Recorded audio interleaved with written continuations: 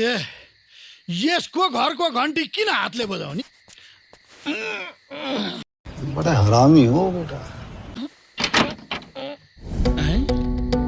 ओए यो कुकुरले पोलमा गरे जस्तो के गरे तैँले? राहु ल चाहिँ तेरो बाउले भन्छ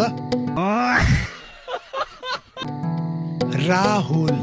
ए अझ पछाडि ल पनि रहेछ। यति राति किन बोक्न आएको त? तपाईको युट्युब च्यानलले के के सारा महिलाको आँखाको पट्टी खोलिदिएछ नि। यो देशमा महिला राष्ट्रपति भए, महिला प्रधान न्यायाधीश भए, महिला सभामुख भए, महिला के भयो राहुल?